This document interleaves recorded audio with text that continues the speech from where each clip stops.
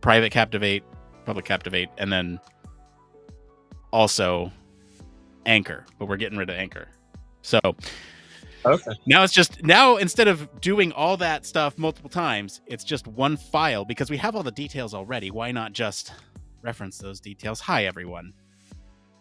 Good evening, everybody. Sometimes you catch us mid-conversation, and that's okay. You've almost got like that nervous affliction where as soon as he's ready to go live, you just smack the live button and or we just crack on anyway. We just keep going. Anyway, I just showed Barry a really nice piece of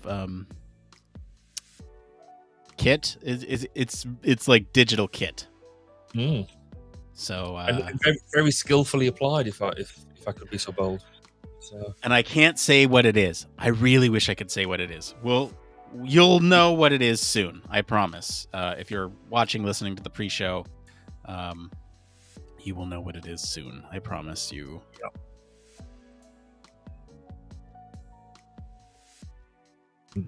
Having to update all of my notes from last week because of the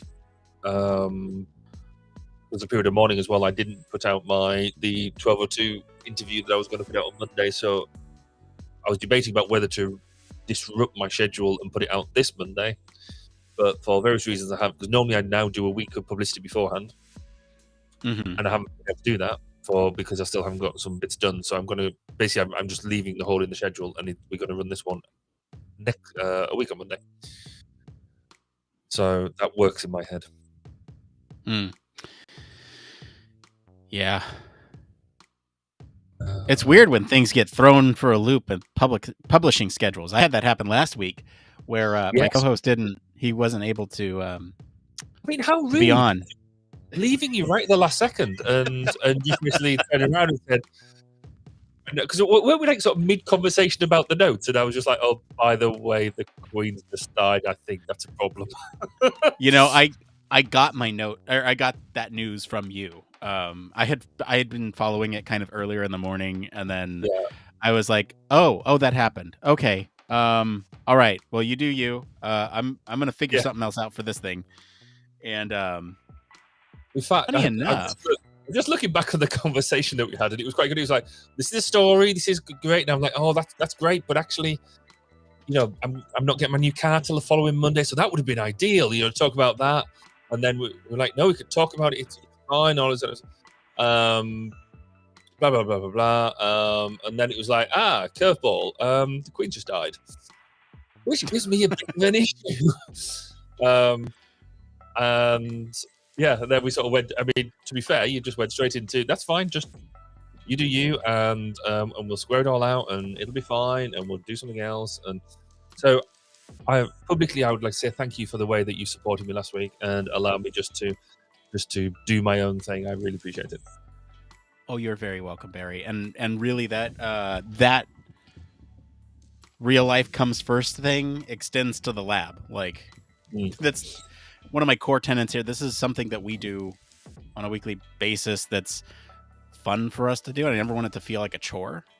Yeah. I never want it to feel like an obligation, I guess. I want to do it because it feels fun to do, not necessarily because we have to do it. And of course, there's some weeks where I'm just like, God, I just got to slug through these notes and got to do all this stuff. But then, you build automation things to make things go faster and quicker, and you don't have to spend as much time doing the grunt work. Yes. And then it becomes much more enjoyable. It's so much more enjoyable when you can just have most of the stuff there, which is why I this is why I outsourced the stories to the patrons and to everyone. I don't want to pick those. Yeah, let them have the responsibility. Yeah, and it's funny because I think it's served. It's funny because the more laissez-faire I am, the more I feel like the show is interesting and has evolved in a positive way. In fact, this is evident from last week when you were out. I was forced then to figure out some way to fill that programming void or to communicate with our listeners that there's not going to be a show. And so what I did, for anyone listening, I guess post hoc, you may or may not know, we put out a repeat episode last week as a rerun. Basically, we called it a recast, and it's funnily enough, it's performing better than it did originally. So that's really interesting to me that we can sort of recycle some of that old content, and it's not even that old. It's like a year old almost. I guess, or no, it's like 6 months old. I think it's from March, so it's not really that old. And it's just like one of those things where I thought, okay, you know what? If somebody missed this conversation, to be a good piece to accompany the topic that we know we're talking about this week, and it worked. It worked, and that to me gives me a vote of confidence to do that in the future if for whatever reason the show can't happen. You're right, because there's going to be is it next week I'm not around, or the week after? I'm just like taking loads of time off here, aren't I? Yeah. It's okay. I got you covered for that week. That week is Town Hall week. Oh, of course it is. Yes. So it's the 29th. Yeah. So that'll be taken care of. No worries there. But again, like Christmas and that type of shizzle. That's a bad example. But yeah, like random stuff. We know we can just pull things out the back catalogue. Yeah.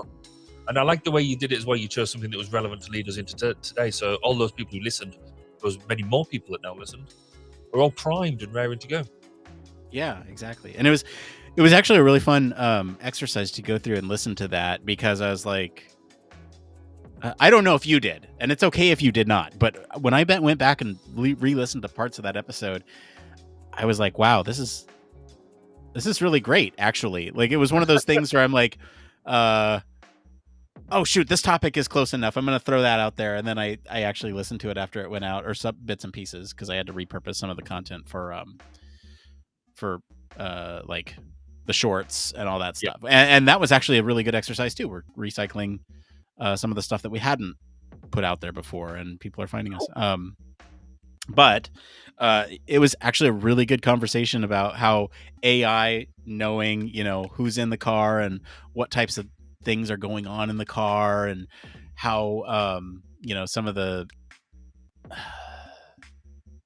passengers might be like, I think you brought up the point of like somebody is on a way to a football game, and that's a completely personalized experience to that person going to the stadium, and it's like this advertising heaven, because advertisers really know exactly how to target that stuff because the AI is in the car with them, and it was a good conversation. I didn't go back to listen to it. I need. Sometimes I feel weird about going back and listening to our own content. Because that's the only way you improve. But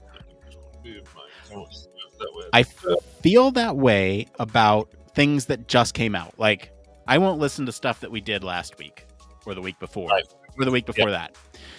Occasionally, I'll go back and do exactly what I did and go, oh, how'd that go? Like older interviews, if somebody else is on the show, and pull those out. Or, I really like to remind myself of the cringe fest that was our first couple episodes.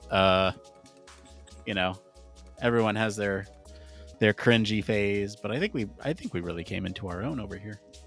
Yeah, I don't listen to, I think, my first, how many episodes have I done now? I've done 50 odd episodes. I don't listen to the first 45 of them, I don't think. So there you go. Yeah. But I definitely, I've sort of gone back and listened to, sometimes people sort of say, why do you call it 1202? And so the first episode is all about why it's called 1202.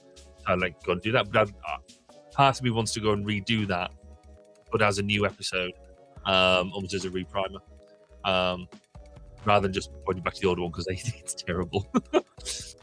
So.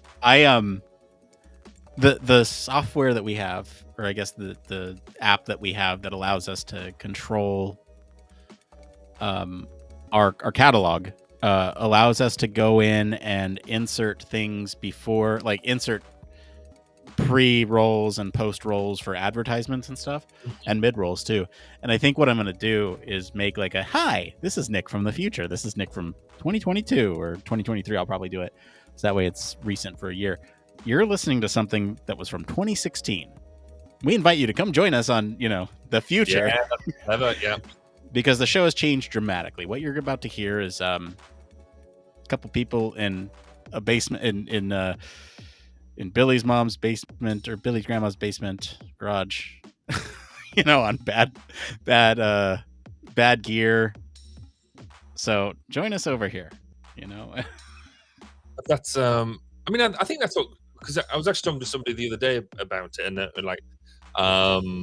actually, so for me, podcasting was almost quite a selfish endeavor on two fronts. One is because I've always been not nervous about public speaking as such, but nervous about public speaking, if that about the way I do it. If I'm not prepared and I get thrown into it, I've got no problem doing it. That's fine.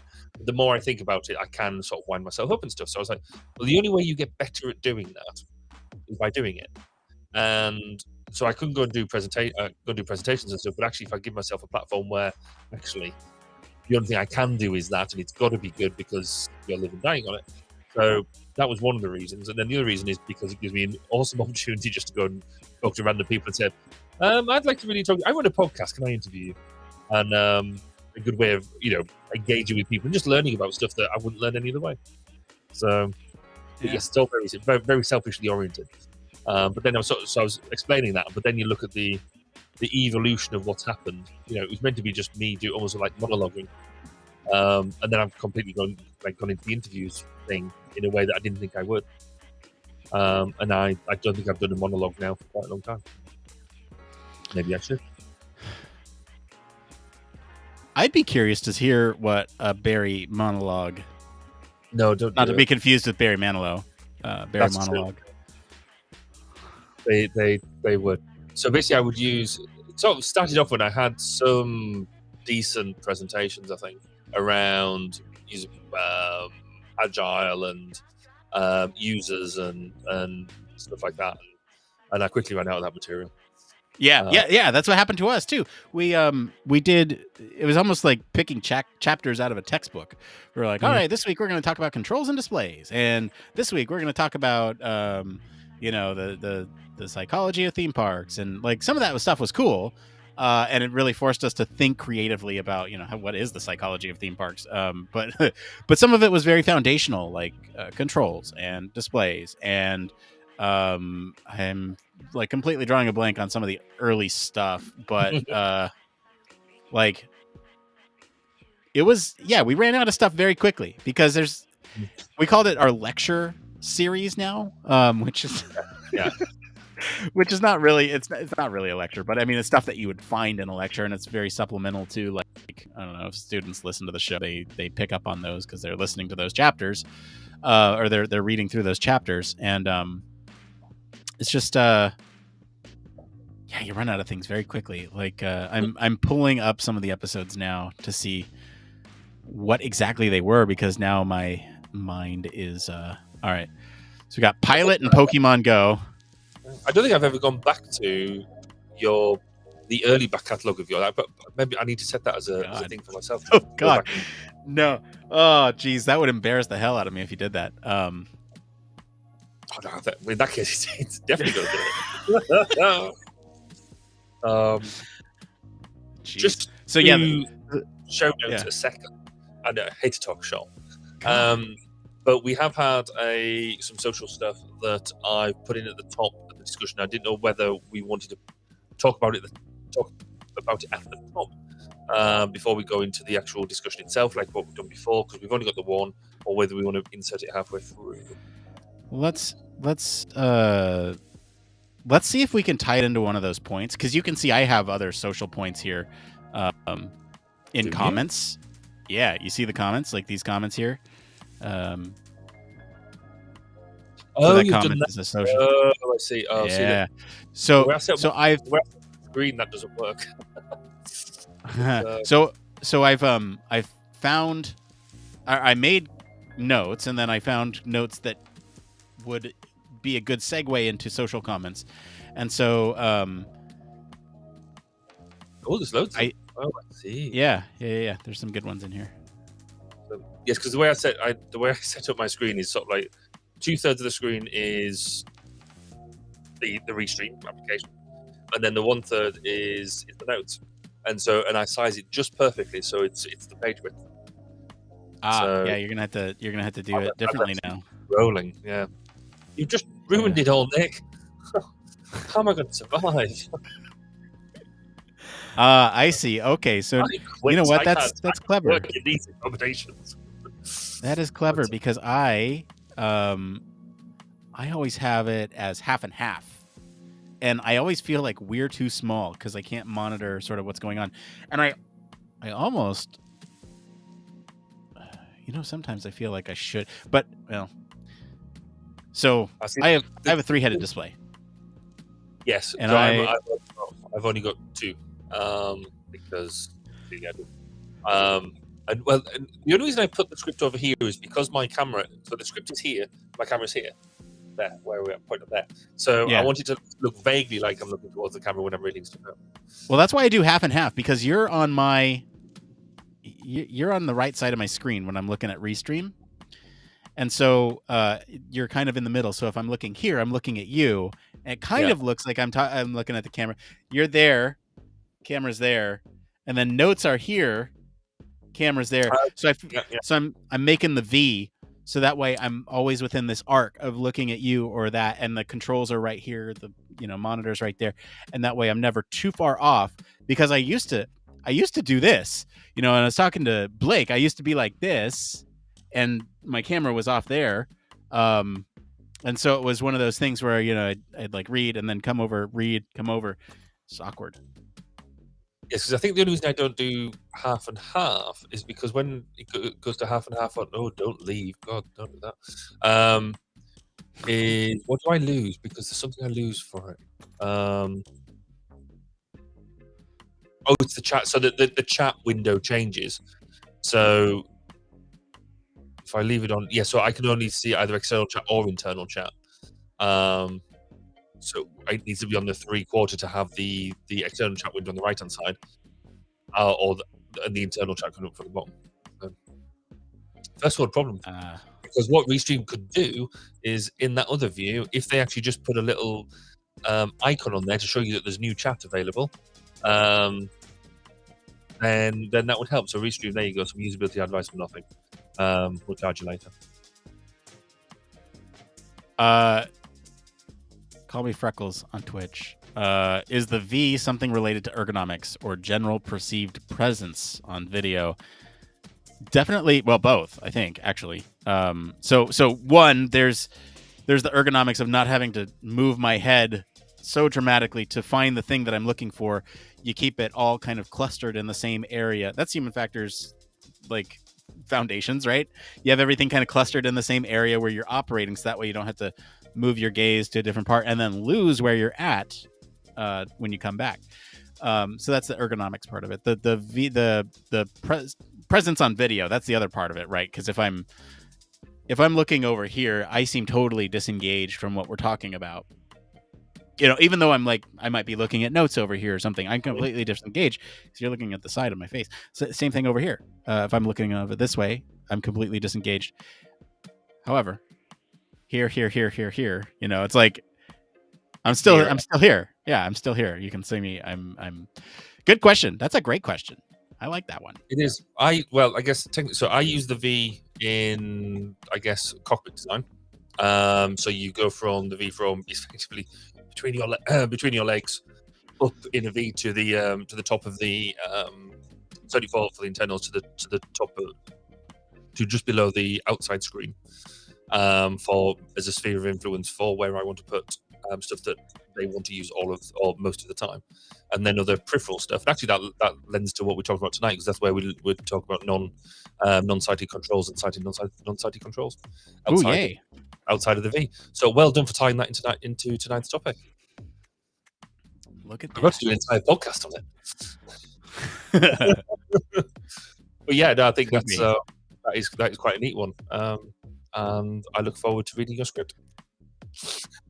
Yes, That's agreed. awesome. Oh, right. I want to go back to the first couple episodes because I was just looking at them, and some of these are pretty bad. So the first thing, pilot in Pokemon Go, right? So that was like we launched right as Pokemon Go came out, and it was like this Yeah. huge social phenomenon. Manipulation and Tender was the second one. I don't remember part of that. I remember we downloaded Tender and we we're looking through it despite us all having significant others at the time. And then Computers Are Social Actors was the third one. Automation was the fourth one. Virtual Worlds was number 5. Design was number 6. Fairly broad topic. Displays Part 1, number 7. Displays Part 2 is number 8. Controls is number 9. Board game design was number 10. That was a fun one. I'll listen to that. Applications, just generally applications. And then episode 12, live from HFES. So that was the first time I went to HFES, didn't know anybody, and I knew of people and had some connections, but not anywhere near what we have today. And it was one of those things where, like, you know, I went to a panel and like recorded without permission and had to delete it right there when I asked them for comment. And then that person came back on the show, and it's one of our most popular interviews. So there's that. So, you know, it's there's that. And then episode 13, ergonomics. Episode 14, human factors of space exploration. 15, psychology of fear. And then we had a whole episode on PlayStation VR impressions. And then video game design was 17. So we had 2 kind of back to back there. Usability methods, metrics, tips and tricks. Psychology of Thanksgiving. Okay, that's what the hell was that? No, what is that? And Black Friday. Oh, okay. We tied in Black Friday there too, so that was something. Boy, those were some. So I was just looking at my back catalogue, and actually, my first couple are agile human factors in the defence industry, digital generations and smart city users, the architecture of wearable technologies, the art of the user, and the use of standards and human factors. And then I go into my first interview. So actually, I only did 1, 2, 3, 4, 5, 6 episodes of me just monologuing. And then I interview Martin Thody, who's a friend of mine, and talking about CPD and mentoring, because he's very much the guru when it comes to that sort of stuff. And then I got my first proper external interview, where not only did I record it badly, and they were actually in a proper studio. I was just on my thing, and they recorded better MP3 than I did. So I used their MP3. I then didn't edit it properly and left the bit in the middle where it all dropped off and we dropped back on again and stuff. And so I had to take it down and take it back up again. Oh, there was all sorts of hassles with it, but I was proud of that. That was all season 1 stuff. Wow. So it took us until episode 26. I think we did. Yeah, I think episode 26 is where we switched formats and started talking about the news. And we were doing 3 to 4 news stories an episode, and it just didn't get the depth of the conversation that we needed. But it took us until like episode 110 or something before we switched over, and then we decided, we don't want to choose the news anymore. We'll let other people do that. But then I guess because you set such a almost relentless pace, because you've got that weekly thing, and that's such a high tempo to be able to, but you're getting content out there. So yeah, no, that's really quite cool. Whereas I'm much lazier and only do once a fortnight, and nowhere near across the same sort of platforms as you managed to get it on. I could only hope to aspire to be as good as you. Good point. Oh, don't. If you started your podcast to become better at public speaking, if I try to extrapolate some of the lessons that I'm learning here, outside of technical things, it's to learn humility. I don't take I mean, maybe it is humility. I don't, but it needs to be a balance because my ego can get quite inflated very quickly. But when other people tell me about the show and what they think about it, I often disregard their praise because I have my own preconceived notions about what the show is and how I feel about it. And it's not to say that I feel bad about the show. It's just that we're all our own worst critic. And so I'm picking up on things that maybe others are not. Like, oh, I used the wrong audio source that one time. Yes. And therefore, it's like, or it's because you know what goes into it, what goes into the back end, and where things are good, bad, or indifferent, and things that you might have spent a fair bit of time trying to sort out. Actually, most people won't notice or easily forgive. Right. In the wider, I mean, again, going back to the first interview I did remotely, I tried to do the right thing in sort of prepping the interviewees, because there was two of them, and I was like, right, I'm going to come to you first, Bob. I'm going to come to you second, Bill, and then we'll do that. But the first thing I did, oh, Bill, what do you think about that? So I went completely the wrong person straight away. In fact, they just ran with it, but you could sort of see the look on their faces going, what is this dude doing? But thankfully, I mean, they ran with it, because I sort of said right in front, like, you're my first. I'm going to screw it up.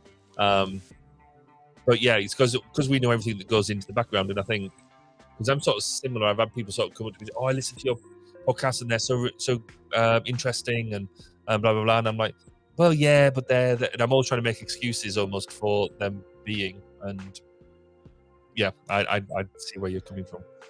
I know. It's some of the comments that I get that I'm just like, okay, that's way too much. Like, pillar of the human factors community. I got that comment one time and I was like, what are you talking about? Yes. I talk into a microphone once a week. Is that a pillar of the community? Okay. I mean, I'm downplaying it. I understand the significance and our reach within human factors, but like, pillar. I got called a human factors rock star once. I think I've told you this one before. And I was just like that. I dined out on that for a week. Every time the kids were there, like, Dad, I was like, I think you mean rock star. I think you need to be careful and acknowledge who you're talking to. Yeah, I soon stopped after that. I need to make a sizzle reel of like everybody's comments and just get random people on the street to say a line, Yes. and say, yeah, Human Factors Cast is the pillar of the human factors community. It's like. Like, I always like, so on one of our radio stations, one of the national radio stations, it was an early morning, well, it was a morning breakfast show, and what the DJ would do would to get all these celebrity friends to say, hi, my name is such and such, and I in the morning I listen to, really, and just get everybody to do it. So I was thinking about trying to do that as almost like the some of the breakers for my thing is, hi, I'm such and such, do such and such, and I listen for all my human factors knowledge. I go to podcast stuff. But I've just never done it yet. Like a lot of my ideas, I think about some really good ideas and just don't actually do them. So. Yeah, that's why we started a backlog in the lab, because same. Oh man. Yeah. We have 2 minutes. Yes, we do. I should probably take a look at those notes. Gonna look at them since last week either. Anyway, yeah, if there's a place we can sprinkle that comment in, it might be a good thing to do. Otherwise, like I've put in my notes from last week, we got the it came from's all squared away. I will come up with something witty at the end. Also, for the one more thing, I think I'm gonna go with something other than these, although one of them is quite funny. Oh yeah, I just read the first one. Yeah, it was such a wild ride. Numbers changed like 20 minutes before closing, and oops. So oh yeah, automation. Yeah, I think we're good. All right. Well, we prepped for the show last week, so we'll see how that goes. Yes. Oh, shoot. That is no longer accurate. I think that is Pacific. Oh, Oh, I no. think that's right.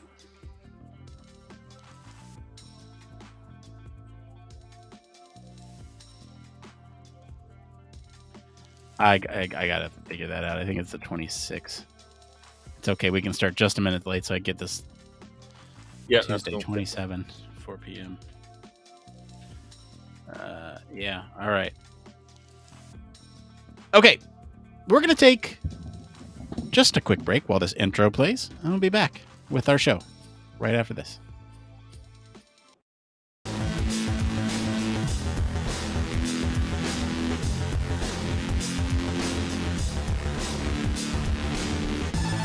Welcome to Human Factors Cast, your weekly podcast for human factors, psychology, and design.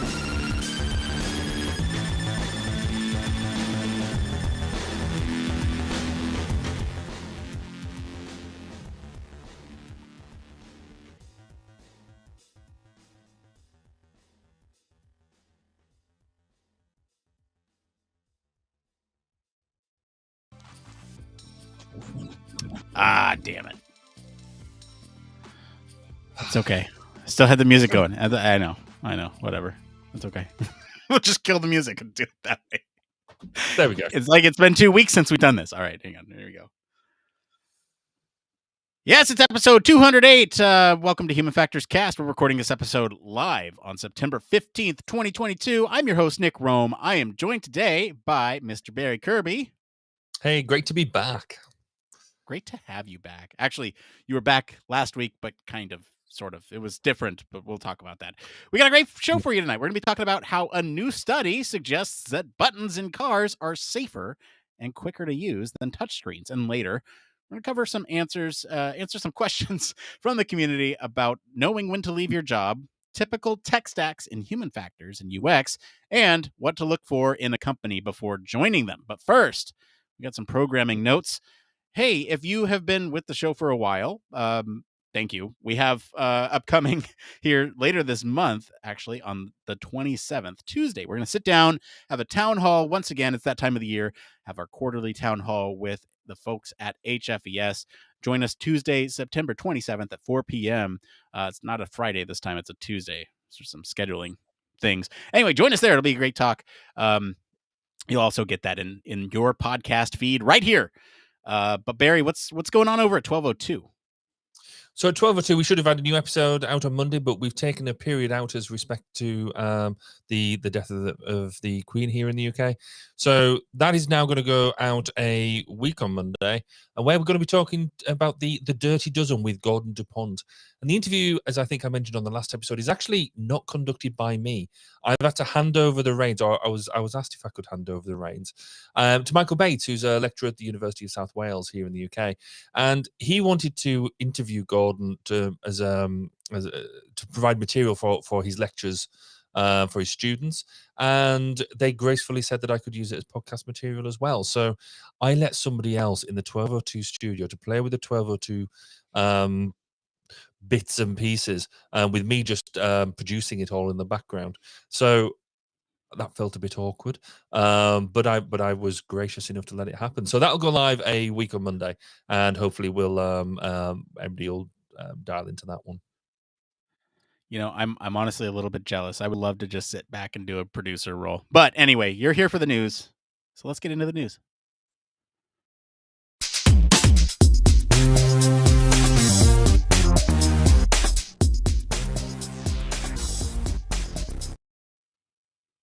Yes, this is the part of the show all about human factors news. Now, this is normally where I'd hand it over to Barry, but I just want to do a little bit of preamble. Last week, we actually started our first ever recast, which is sort of a repackaging of one of our older elements and or one of our older shows, and putting it out there as a placeholder in our programming schedule. Since Barry wasn't able to join us, it was last minute, couldn't find a replacement, so we put that out there as a primer for this episode. Now, I know the topics are not quite the same. Today we're talking about buttons, controls, displays. Last time, or in the recast episode, we were talking about artificial intelligence and how it might know the status of its passengers and how that might impact some things going forward in the future. thought that was a good tie-in to this. So in the future, you may see a couple more of those interesting little tidbits where we bring in a recast as a primer for an upcoming episode, or as a placeholder in relation to what came the prior week. So just be aware that's what's going on. That's why you saw maybe an older episode in your feed last week. But Barry, we're here to talk about buttons and controls and displays in cars. What is the story this week? So the story is, as you quite rightly say, study finds that buttons in cars are safer and quicker to use than touchscreens. So many car manufacturers are swapping out traditional buttons and switches in favor of touchscreen systems that cover all aspects of car control, from what you listen to on the radio through to driving settings and driving modes. But new evidence now shows that those touchscreens are potentially far less safe and efficient than the old school alternative, according to the findings of a Swedish car magazine. The magazine conducted tests across 12 models of cars, 11 modern, along with one 2005 Volvo with more physical controls, and allowed test drivers to get to know the ins and outs of the vehicles. The tests themselves were quite simple. Drivers were instructed to cruise down an empty airstrip at 68 miles an hour and were timed on the completion of 4 infotainment tasks, ranging from adjusting the air conditioning to messing with the radio. The magazine found that the 2005 Volvo far outperformed the modern infotainment screen-equipped cars, with a driver completing all 4 tasks in just 10 seconds and 1,000 feet traveled. Meanwhile, the best time the modern cars were nearly 14 seconds. But even these speeds were relative outliers because the majority of infotainment-equipped vehicles took well over 20 seconds and at least 2,000 feet to conduct the tasks. So, Nick, how do you feel about cars evolving to have more in common with the smartphone than, say, a traditional American muscle car? My reaction isn't to your question. My reaction is to the article. Well, Let's see here. I think, look, to have more in common with a smartphone, in some ways it's good. In other ways, yeah, it's not going to be great. But my reaction to the article is shocked Pikachu face. And like this is, yeah. In other news, what's up? But I do want to mention there's this is a great study, I guess. There's just a couple things with the study and the science that I have an issue with in terms of using one control vehicle as the button vehicle. Like it just seems like you couldn't find any other vehicles with just buttons to test it against. Is this an ad for Volvo? I don't know. Like that to me is what it comes across as, is like we compared all of these high-tech cars to this one 2005 Volvo. It's an ad for Volvo. So aside from the issues with the study itself and using 2 different groups, I think this confirms a lot of people's suspicions, at least in the human factors world. So not really a surprise to me. Barry, are you surprised at all by this? so surprised. No, I think your point about the study methodology, really, this is not done as a truly scientific study. It's done as a almost a a suck it and see type thing, and what does it do? It would have been more interesting if they'd compared the 2005 Volvo with a 2022 Volvo, because they've evolved and that type of thing. But fundamentally, I kind of think we're getting a bit greedy, or a bit demanding, in the fact that we expect everything to work exactly as it should do right now, straight away. Because all technology evolves, we know this. Some of it's good, some of it's bad, and I think we're still on the cusp of this smart car epoch, this smart car period. We're hitting the extremes, because I think there is a balance to be had. That we know that there is one manufacturer that has gone down the route of a single display in the center of the car, which I think for all sorts of reasons is a terrible idea, and screams to me safety issues and all that sort of stuff. But I think there is a balance to be had, because it's providing us more information. But we need to lean back, and I think we'll come into this in the discussion about why tactile control is important. What is it about them that gives us things that maybe a touchscreen doesn't? And I think I probably should declare here that I'm going to lean into my own experiences of my 2 days of owning an electric vehicle, with a big screen in the center of it, or certainly a screen in the center of it. And so that has certainly provided me a bit more insight than perhaps I would have had this time last week. So should we just get into it? I want to ask you before we even jump into anything. Like, is it just a big screen in the center, or are there still some physical controls around? Like, give me sort of the layout of your new vehicle. So it does more than one. It isn't just a big screen. So it has a standard steering wheel with controls on that. It has a small screen, it's not touch screen, but it's a small screen behind it that gives you your displays of your speed and what I would say your key indicators at that point. You've still got obviously physical controls for indicators and putting on your windscreen washers. It does have a physical lights button, but the touchscreen then gets used for everything from like radio, but you can set up a lot of driver settings and things like that as well. And interestingly, today I had an experience where I was showing some of the colleagues at work the car, and when I come to switch it on, the big screen didn't work. And I was like, immediately, oh, I'm going to have to send it back already. And this, but actually, we found out how to reset the screen. That was fine. But I could still drive the car without the screen because I still had some of the smaller bits of information, which was great. But if you had not just a single touchscreen, you wouldn't have been able to do that, I don't think. So, but yeah, I mean, there's a whole lot of stuff around it that I've really enjoyed using with it. I guess in some ways, what the biggest revelation to me was it's just like driving a car. Okay. It is just fundamentally a car. I don't know quite necessarily what I was expecting. There is a lot of stuff, a lot of the cues that I guess I would normally use that are missing. So normally you'd use the rev frequency of the engine subliminally to have an indicator on what sort of speed you're doing. Well, that just doesn't exist.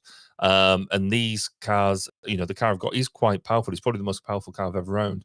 And being able to get up to let's say up towards the speed limit happens very quickly indeed. Which I'm not necessarily used to. So because you haven't got like the rev of the engine to help, I guess you sync that in. That's taken a bit again getting used to. There is also the level of automation that you have. So this car has a sort of, it doesn't have full auto drive like say a Tesla would. I mean, so that's a clue to it's not a Tesla. But it does have steering assist. It does have lane assist. It does have a level of auto drive as long as you're keeping your hand somewhere near the steering wheel and that type of thing. Getting used to trusting that took me a while. But it's quite good. It's actually quite good at subtly cueing you back into if you let you're not necessarily grasping the steering wheel with enough that it can detect it. It sort of sits there and goes, touch the wheel, put your hand on the wheel, put your hand on the wheel, put your hand on the wheel, and then just says, right, I'm out, I'm done. And I like the way it does that. It's not completely in your face because we do know that some of the alerting with some systems can go a bit mad. It's well subtly cued. There's some elements as well of the way that I guess the way that you are learning how to engage with the range. So I guess the elephant in the room is range anxiety. So people always sort of have said, you're always worrying about how am I going to get to where I am with the number of miles I've got with the battery charge I've got. And I've got a car with actually quite a decent amount of range on it, but I could see if you had sort of a small thing to poodle around town in, I could see why that would be a problem. But you have to think about the way that you deal with your energy differently. So you're not just thinking about filling up a tank of fuel and then, there's infrastructure there. Chances are you'll come across a petrol station or a gas station before you need to worry about it. With the EV infrastructure here in the UK isn't quite brilliant, and so you have to think a bit more about. Now, thankfully, the car I've got, it would have got me because I went on a longish trip yesterday, and it would have got back no problem without a charge. But I wanted to try the public network to see how it worked because I'm nosy and a bit geeky, and that was once I did it. Actually, it was dead simple, but there was still some nuances around that, which there's a training element there that we are a cultural element and also a behavioral one as well, that we are going to use EVs properly, to focus on them. We are going to have to deal with a lot more than I anticipated that we would. Wow. Well, for comparison, I'm driving a 2015 Toyota Corolla, and it's got a small little screen for media, which I never use, and it's got a bunch of physical buttons that I use all the time. And so that's our frame of reference for today's conversation. Barry, I want to start just generally. You're starting to comment on really the culture. I want to talk about the aging population to start with. I think we just take it from the top here because you're right. There's all these different sort of expectations that folks need to get accustomed to as they get access to these new paradigms of thinking and these new ways of interacting with vehicles. So, you have that whole conversation about digital natives versus basically the folks who need to learn things as they come through, and you have these younger generations growing up needing to learn how to operate these vehicles, and in some cases, will it even matter? So, I mean, someday it may or may not even matter that they have these full screen controls in the car, where um, someone who it's a fully automated vehicle, someone who doesn't have a license doesn't even need to be aware of those things. Yeah. No, and I think that's very true. I think we are going to go through an evolution. I think even, I mean, as I've just sort of described, the evolution of me 3 days ago, having never truly driven an EV, to getting in one, and not only doing the engagement with a new vehicle, but also the gadgets that are involved in it as well. So there is a step change in technology. When my children are, well, in fact, my eldest is starting to learn to drive now, but when they come into driving, then autonomy and the autonomous gadgets, or the driver support gadgets, they will be, for us, I feel that they are still a nice, cool gadget to have, but not a necessity. Um, Whereas they're going to be relying on them a lot more. They're going to be into the. I can see them being like driving EVs as a first vehicle, and then maybe the ICE vehicle, the petrol gas driven vehicle, being more of a subtlety than the main thing. So as we get older, and there will be a time when we'll look at them and go, oh well, when we first started on the EV revolution, and they'll be like, what, you actually drove them? You actually physically drove them? You didn't just get in and tell it where you wanted it to go, and you parked it yourself? And I think we'll definitely get to that. Yeah, I agree. Let's talk a little bit about training then, because that leads right into that generational aspect. They're going to need to learn potentially at some point learn those controls, and if they don't, then it's going to be an entirely different thing. But what about those of us here and now who need to learn controls of these cars that we get into that are different? I don't know if you've ever rented a vehicle, or anyone listening has ever rented a vehicle and got into it and just, I hate this, I hate this, I hate this. This is not what I'm used to, and it doesn't work the way I'm expecting it to. And what happens then is you still have to get used to it. You have to get used to what's going on in this rental vehicle, and when you finally get it, then it gets better, because it just gets better. By the end of the time that you have with the vehicle, then it's you've almost grown accustomed to it. You brought up the point of adjusting to some of the automation bits, where it's lane assist, or distance between you and the car ahead of you, for cruise control or something like that. And for me, I had an experience recently, a couple months ago, where I was in a vehicle that had those features, and I was like, oh, I don't know if and it's okay. Well, Jesus, take the wheel, and ultimately was able to do that and give up my control, within reason, and trust the system, because I got used to it over time. And my whole point with this is that whenever you get into a vehicle, it never feels entirely intuitive. I feel like there's some learning curve to any vehicle that you get into, screens or buttons aside. No, I think that is absolutely true. I mean, because you go through, I guess I can see it from the point of the manufacturers. They want to differentiate themselves from each other, quite rightly so. But having been in a similar situation as you've described around getting into different vehicles, then I had a stage where I would have a different vehicle every week for about a period of about 4 or 5 years, and there was some elements that you were sort of sitting there going, well, actually, so sometimes the indicators are on the wrong side of the steering wheel, so you learn. You had to learn with that. Where are your lights? And if I remember one car, I think this was a VW Passat, couldn't actually work out how to start the vehicle. And actually, and when you feel like you have to dive into the book, the instruction manual on how to start the vehicle, then you're on a non-starter.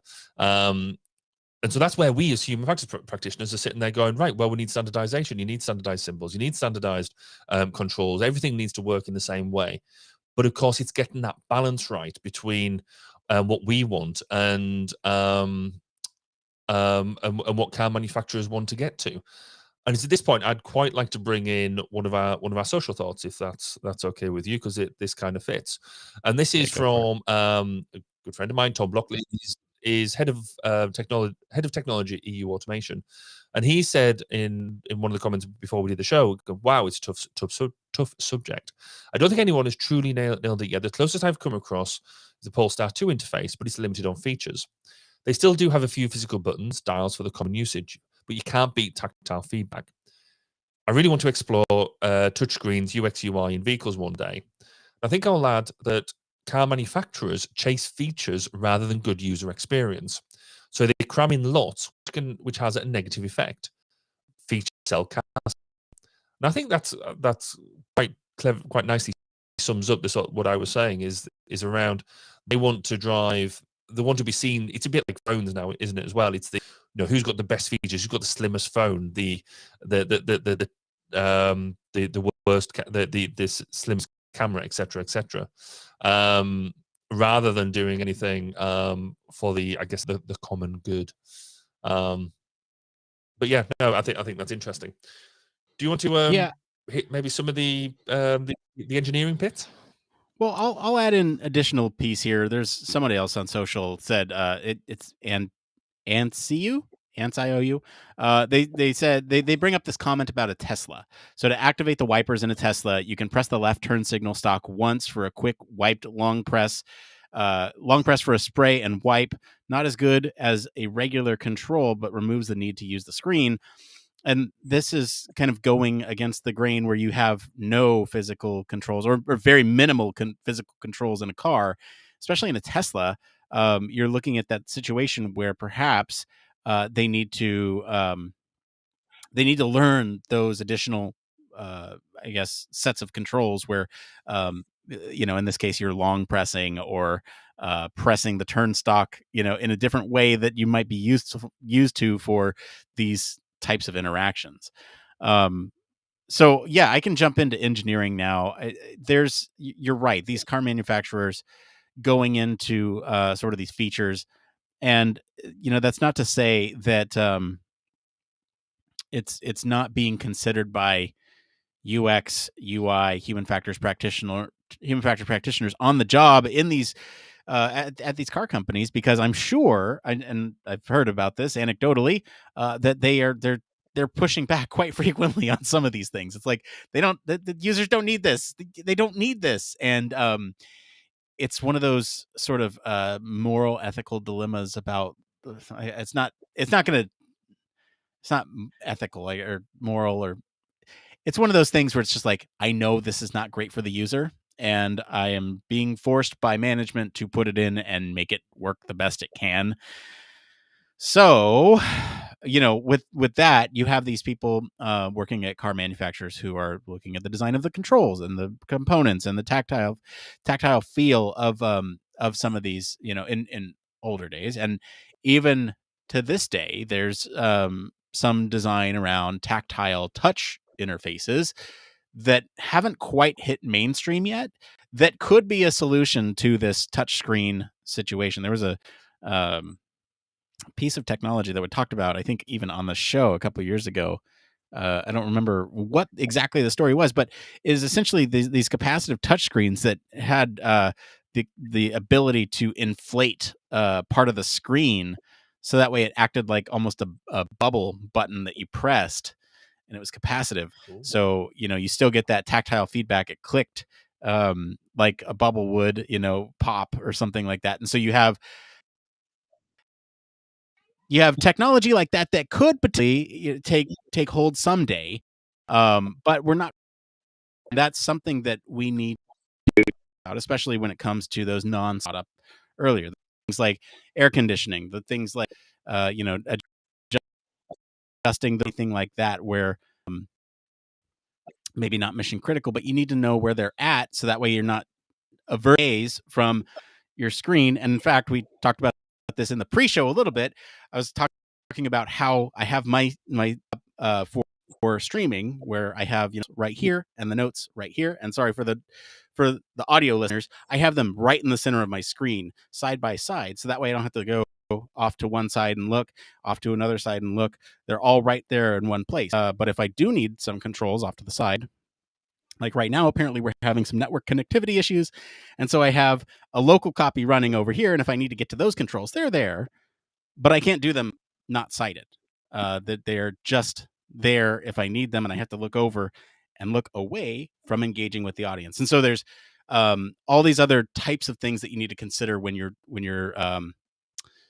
interacting with these non-sighted controls, especially for something like, I don't know, that you don't really have stick shifts much anymore, but if you need to operate a stick shift, it would be quite difficult to do with touch buttons rather than a stick shift, So, or even, switching modes from automatic to neutral or something along those lines. So that's some of the bits around controls and displays. I will bring up one more point here. Pencil Bump says, I can't stand touch screens in cars. They make no sense. You have to look at them to press, whereas a physical button or knob, you get the general idea of where it is and can feel to make sure. Let's see here. At this point, we'll go ahead and just take a quick break. It seems like we need to figure out some of these network connectivity issues. So we're going to take a quick break. Barry, are you going to reset something? Yeah, I'll be back in 2 takes. Okay.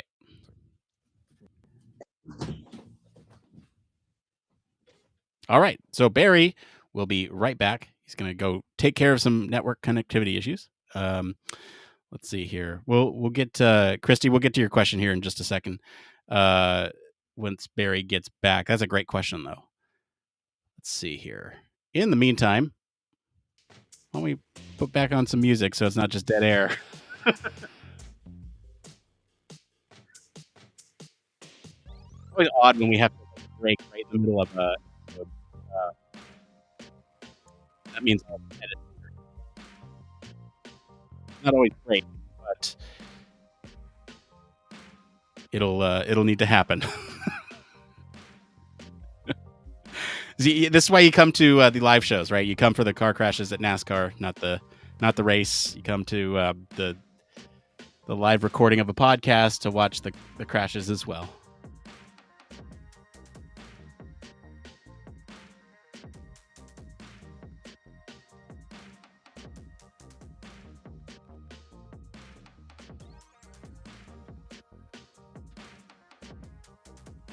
Oh, this is gonna mess up my timer as well. Gotta figure. Let's see here, a couple questions. We'll bring up Trevor. Good point on that one. We'll bring that point up here when Barry gets back. As for me going to Atlanta, I absolutely am. We have some fun stuff planned here at the podcast for Atlanta. About here is Human Factors and Ergonomics Society is having their annual meeting in Atlanta next month. It is actually a month away from now, and it's where all the human factors people from all over get together, and they talk about human factors and share their knowledge with the world and network and buy each other drinks and have a good time like that. So it's all a good time. if anyone's thinking about it, you should totally go. And if you want to learn more about HFVS, like I mentioned at the top of the show, there's going to be a town hall for HFVS sometime coming up soon. It'll be not next week, Tuesday the 27th at 4 p.m. Pacific. So late evening one. Hi, Barry. Welcome back. We actually got a couple. Huh? Let's see if that makes a difference. Okay. Yeah, let's see if that makes a difference. Let me kill the audio here. We actually had a couple good social thoughts. So let's see here. Where did we leave off and how do we get back in? So I feel like yeah. Here's what we'll do. I'll dive back into.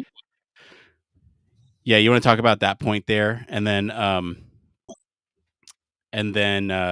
yeah, we'll go from there, and I'll just hang on.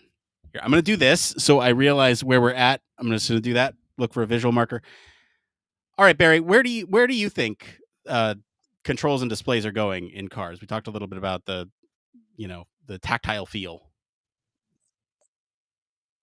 So, in the grand scheme of things, I think a lot of this is going to fall down to where we're at in terms of looking at it as an entire system.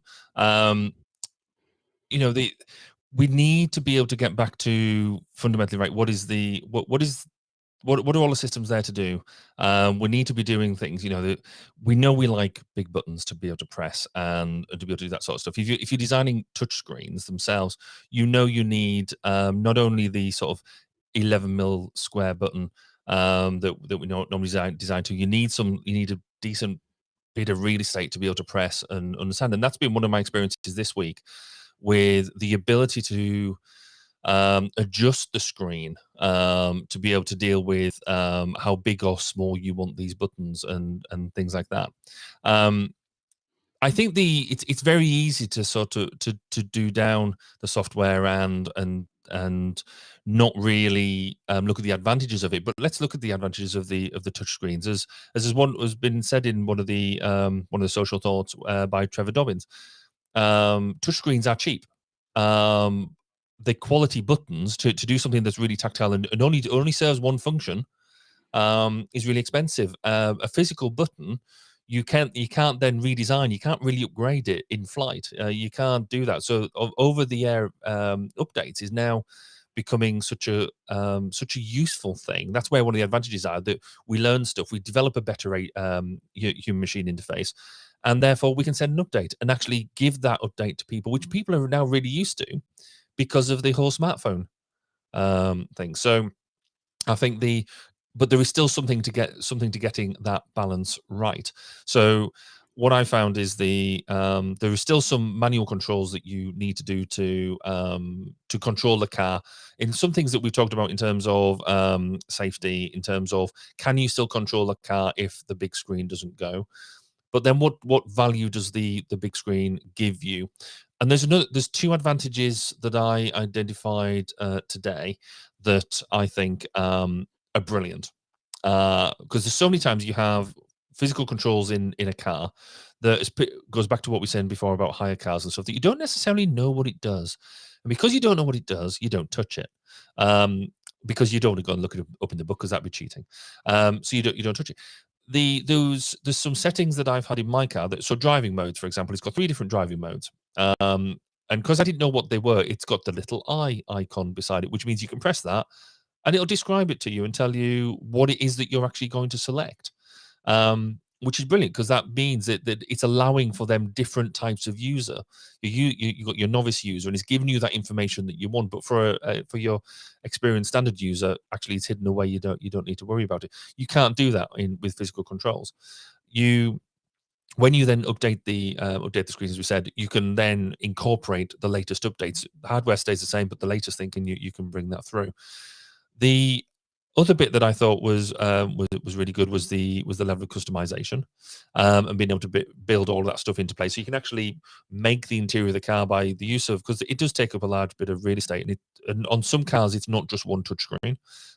There are things like, I think the Kia EV6 actually has 2 different touchscreens that you can customize and engage with. So it's actually making it more your own and how you would like to do, which you just wouldn't be able to do in with a sort of a standard touchscreen. So yeah, I think there are some advantages to this that we possibly don't want to do away with. It's about how do we get the allocation of function right. How do we make sure that we don't just get ourselves into that state of affairs where I alluded to right at the beginning, where you've got, everything has to be touchscreen. We took it all at touchscreen. That's the answer to everything, because fundamentally, when that fails, then you've got absolutely nothing. And unless I mean, I was lucky. I was able to do a quick Google search about what happens to reset my screen. I found that solution. In fact, I didn't find it. A colleague found it, and we had it sorted within minutes. It wasn't a problem. But actually, if I didn't know how to do that, or it just completely failed, that would have been quite disastrous. Yeah, I'm gonna bring up another point here. You brought up Trevor's point about touchscreens being cheap. Exta also brought this up, saying they make perfect sense. They're cheaper to manufacture and to produce. Buttons are expensive to engineer and design. Proper, long-lasting ones cannot change the text image function at the last second. Versus a touchscreen where literally they can change it after the car has been delivered via software. This is exactly what you're talking about, Barry. Add to that, somehow manufacturers manage to convince consumers that touchscreens are more luxurious than buttons. Unfortunately, they're here to stay. So let's talk about touchscreens being here to stay, because you're right. They do offer some of those advantages that we might want to take advantage of and have long term. In terms of more, I mean, if you think about it, the advantage here is more real estate for displays, and it can provide some of those high level informations pieces at a glance. But I don't know if they're optimal for controls. Now, the question is, would bigger touchscreens with larger controls and haptic feedback solve some of the issues? If you think about Fitts law, for example, if you make the target bigger for some of these key critical operations in a vehicle, could that potentially solve the issue? And if not, how can we solve these issues? Is it possible to design a touchscreen system that performs better than physical controls? And what might that look like, right? These are all questions that I have. I know you don't have the answers today, but there's got to be a way, right? Well, there is. I mean, the biggest thing I have with touchscreen, so haptics are a really good thing to talk about, and we know that there are technologies out there where they're trying to put. I mean, we have it on our mobile phones, don't we? Now that you can press it and the screen vibrates, so you've got. They're starting to put more of the clicks in there. They're starting to put more of that sort of stuff in there. So we know it's beginning to be possible. Do we? And there are some technologies out there that are sort of coming to pass that you can get a sort of a texture on a touchscreen. You alluded to that earlier, but for me, this is about anchoring, about where you anchor your hand or your hand in order to be able to be sure of where you're pressing. So when you're dealing with a physical control, you know that you go through that 3-stage process. You might sort of 2-step process of if it's unsighted, or even if it's sighted, you know where it is. You go and press it. You put your hand over it. You have that reference back to thing. It feels like what I'm meant to be pressing. It's where I expect it to be. Therefore, it is the button I want, and then you activate it. And if it's something that's a bit flatter, you will anchor your hand alongside that to make sure your hand stays steady whilst you're activating the button. If it's maybe not like a rotary switch or whatever, you just can't do that with a touchscreen. You have to look at the touchscreen to make it work, because you need to confirm. You need to be able to look at, right, I'm going to go and touch there, and then be able to put your finger on it and then get the reference back that you've actually pressed it. Even with a vibration there, that's not going to help guide your hand into it. So I think this goes back to this idea of the allocation of function. I think the screen is great as long as we're putting the stuff onto it that that is not necessarily crucial. Put quite important stuff on there, but it's not crucial, completely crucial for operation. Anything that you need to be able to do unsighted, and that could be, things that maybe not as important, but I guess in that I'm trying to think of, so my center console is where I have the dial to turn it from drive into reverse, etc., etc. I know where that is, and I know I could get it into park unsighted if I'm going, and I could probably get it into reverse unsighted as well, which are quite important. And to drive, that's quite a thing. So you need to be able to see that to do it. And it's nice rotary. It gives me a nice clicky sensation. I know when it's gone from one to another, so I could do it without worrying about it. It tells me in front of me what I've selected. So I don't need to look at that to change it. It's going to take me a bit of practice to do that because I'm still used to a manual shifter.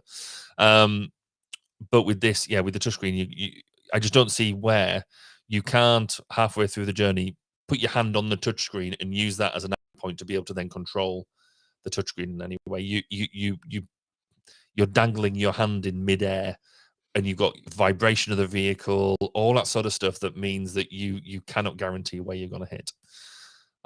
Which is probably the sentence I should have said right at the beginning instead of babbling along around it for so long. But it's just that whole conscious effort. So to go back to, my frame of reference for this is cockpits, and particularly sort of fast jet cockpits, and they have so many important buttons around, button switches, rotary switches, that are maybe like down by the sides, almost like the beside the thighs and things like that. And they're things like, they're maybe not necessarily completely flight critical, but they are mission critical. So it's been able to select the right radios. It's been able to know that you're in the right sort of mode. And there's so much thought gone into making sure that no two knobs feel the same. They've got different textures. There may be like 3-sided, 4-sided, 5-sided. They rotate in different ways. They've got really strong feedback on what you're doing, and that you've got a positive selection and things like that. And you could argue that some of it isn't as important in a car, but then there's so many more cars, and actually there's some things that you do need to have that way. If we could get really good, if we could get haptics into the screens, then that's cool. But actually, I think they are there. I think, as you said, they are going to be there to stay, and they do offer a lot of value. I think it's easy to look at them and go, no, they're rubbish, modern technological stuff. But they do add value. I think there's just things there that we've still got a fair way to go. You can see that battle that we sort of described earlier between the human factors and UX designers going, right, it needs to do this and it needs to do this, and then somebody else said, but I've seen another company do this, and so we need one of them, and we need it bigger, and we need it better, and we need it in silver, whatever. You can see that almost the positive tension there, which isn't necessarily a bad thing, because that's clearly how they sell cars, between good usability, good engagement, good systems thinking, to good marketing, and just somebody coming up with it. I've got some really cool gadgets that we need to throw into this. Yeah, I want to comment on you brought up the anchoring and trying to do all these operations unsighted. Film grain, another social thought here. Oh my goodness, it's ridiculous, right? When the user has to tap through multiple screens with pinpoint precision at different points on a massive display while it's pouring outside seems like such an oversight. Not a fan of Tesla's UX in general. They outperform the industry in so many ways, but I find myself getting frustrated whenever I sit in one. More evidence to me that analog controls in general provide better experience than digital touchscreens. I think this goes a little far away from your point with, there's a happy medium between the two, but I think it is an important question to talk about.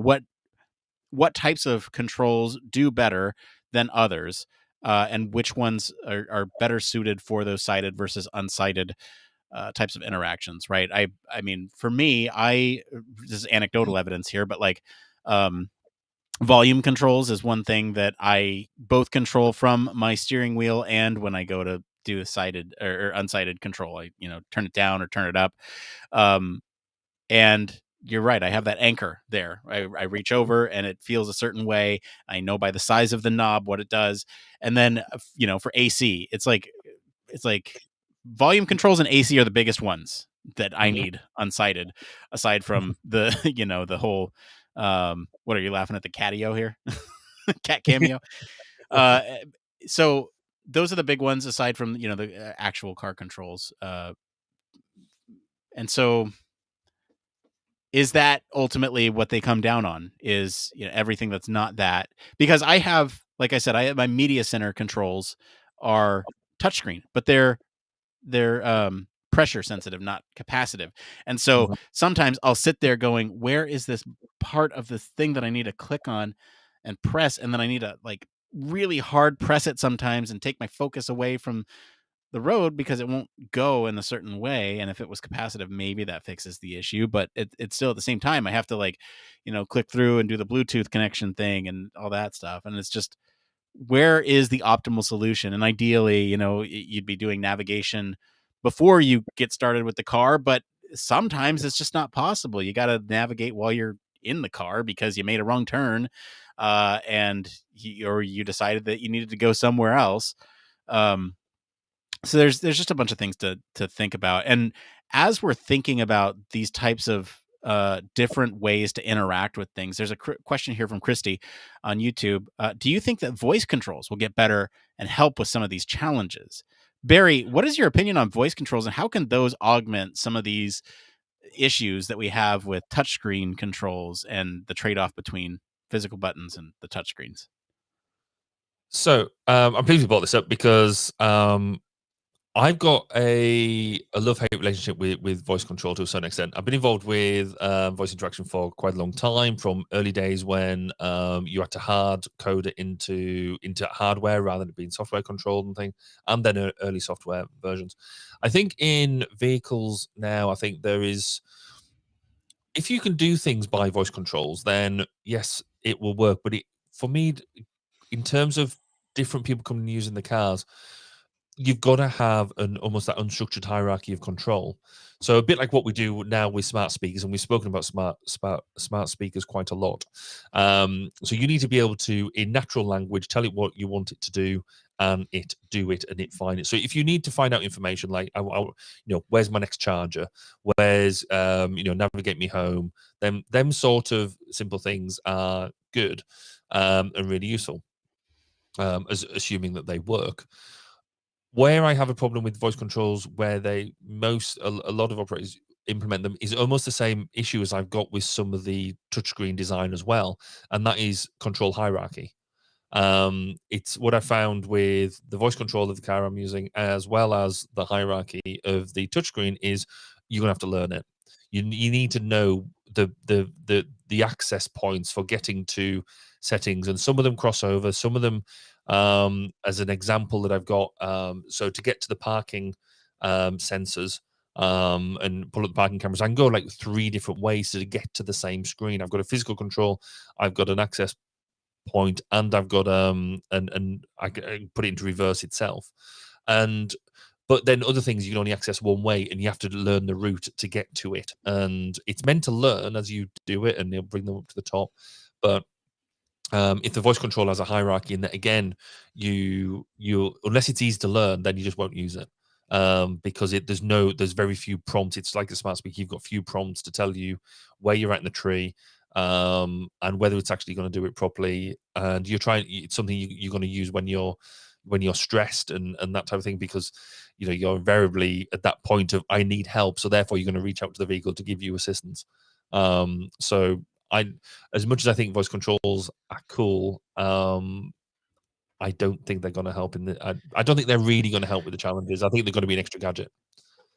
They're not ready for it, certainly. I think, as NLP, natural language processing, as that becomes more intuitive and better understood by some of these companies, right? Like the big one that everyone's putting into the cars is the one that starts with A, or the one that starts with G, and they're basically kind of contracting out those voice services to those companies without actually building them from the ground up for the cars, for the vehicles. And when they do it in that case, there's oftentimes, you don't have the same level of, I guess, R&D behind those commands. And yes, they're very focused commands, but they don't necessarily plug into some of the other parts of your ecosystem. So like, hey, open my garage door. That might be something useful for you to do, so you don't have to reach up and click the button. And so there's, right now, I don't think we're ready, but in the future, if somebody were to do a prompt like, hey, show me the rear camera, and it just pops it up, that might be that might be a cool feature, right? Like if it understands the intent, or if it's potentially a destructive action, like, hey, put me in park while I'm going 60 miles per hour. Mhm. That, are you sure you want to do that?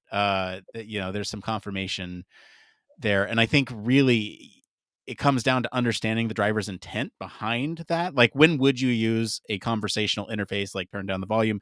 Well, can it even hear you when you have the volume blaring? Turn the AC down, or, turn the fan down, those types of things. Because I could say either one of those, turn the AC down, turn the fan down, and I'd want that to do the same thing. I don't necessarily want, when I say turn the AC down, I'm not telling you to turn the temperature up. I'm telling you to reduce the fan speed, so that way it's not as but when I, like, it's cold in here, or, like, warm it up or something like that. It needs to be able to understand your intent better. I And I just think don't think we're there. I think there is a level of that goes hand in hand with automation.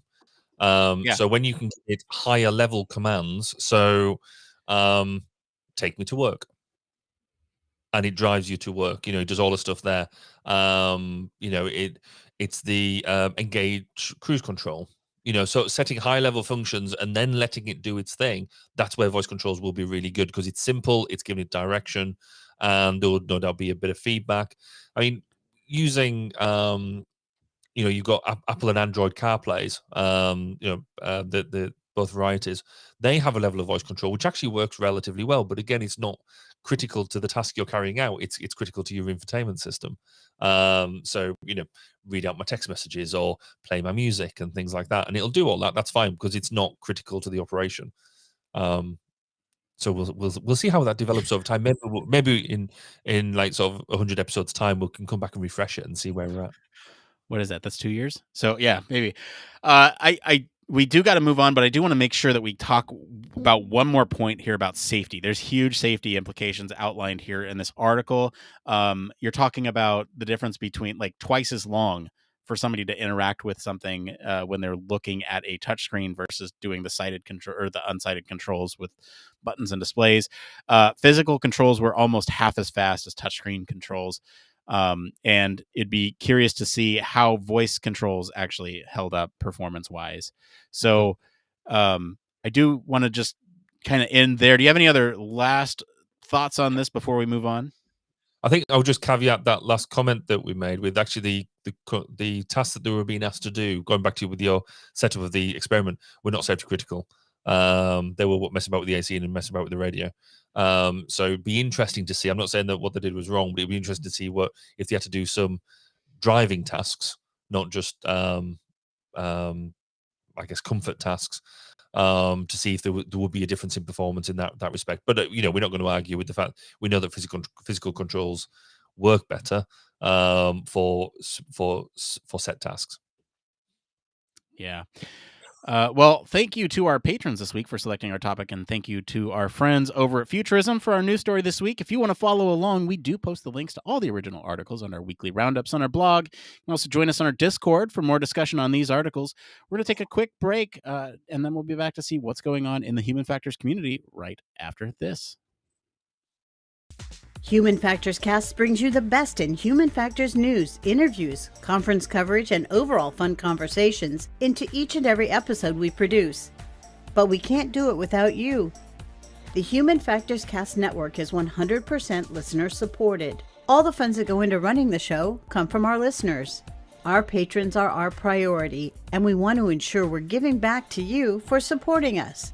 Pledges start at just $1 per month and include rewards like access to our weekly Q&As with the hosts, personalized professional reviews, and Human Factors Minute, a Patreon-only weekly podcast where the hosts break down unique, obscure, and interesting human factors topics in just 1 minute. Patreon rewards are always evolving, so stop by patreon.com/humanfactorscast to see what support level may be right for you.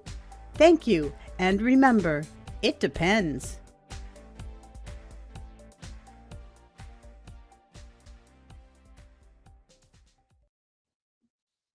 Yes, huge thank you as always to our patrons. We especially want to thank our honorary Human Factors Cast staff, patron Michelle Tripp. Hey, aside from Patreon, did you know that we also have a Discord server? If you want to get involved talking with other human factors professionals from all over the world, you can join our community. We we have a bunch of resources in there, so you get access to those we got our hands on over the last couple of years. There's plenty of discussions in there, some really cool discussions about cloud gaming, NFTs, whatever those are, non-fungible tokens, and even more context around some of the questions that we source for the show. So that's oftentimes a good place where folks just come and ask us questions in the career section. And you can even chat with others in the voice channels if you want to, and do some networking there. It's also where we conduct our lab chat. So, that's hidden to the public, but, we're on there all the time. And it's an effective tool for getting stuff done, at least behind the scenes. And then so you can also post your questionnaires if you're doing any research or recruitment for job positions or anything like that. Is a good community to reach out to with a bunch of like-minded human factors folks. So if you're not already a member of our Discord server, please, go check it out. Say hi to us. We are there all week. So if you want to actually talk to us and not just have us talk to you in your ear, you can do that there. It's kind of cool actually to hear from people who listen to the show. So anyway, let's get into this next part of the show we like to call It came from.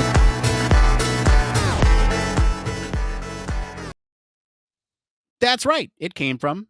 That's it. Part of the show where we search all over the internet to bring you topics the community is talking about. If you find any of these answers useful, give us a like wherever you're watching, listening, absorbing. What other ways can you ingest? Is this like a dining experience? Whatever. Just give us a like to help other people find this type of thing, because it might be helpful for them too. All right, we got 3 tonight. This first one here is by Iron Omen on the user experience subreddit. They write, "Do I stay or not?" I have been in UX for 10 years, often wearing many hats. I get into UX and UI design because it seemed pretty clear cut. Experiment, follow the evidence, gradually make a product and process better. Most of the time, I spend fighting against practices and phrases such as, "We already know what the user wants. We can fix it after release. Just make it look good. You don't need to test with users. We've never done that." And on and on. And so it has been, in one form or another, a constant breaking or ignoring of rules. I'm so tired of getting punched in the throat for pointing out the evidence that goes against the good idea fairy. I'm tired of UIs that break simple rules of design and make a product harder to use. Are there any companies out there that are not continually hostile to UX and the process? Barry, have you worked for a company that's hostile to UX? Do you feel like this is the norm? And what do you do in this situation? Do you leave if someone is experiencing this? Yes, and no. I think that's the order. So yes, I think there is a difference here. I think between being absolutely hostile to UX and that and human factors approaches, and there being positive tension. I think if I sort of started suggesting stuff and the entire rest of the project team just turned around and said, "Yeah, of course, yeah, crack on," I might then be more worried about why would they let me get away with it. Equally, I think where a lot of people struggle is seeing HF and UX as an equal partner at the table. If you think about the entire project table, so you've got engineering, you've got marketing, you've got comms, you've got project management, you've got HF, you've got them sort of things. I think we struggle quite a lot of the time to get the appropriate seat at the top table, and that can be quite frustrating.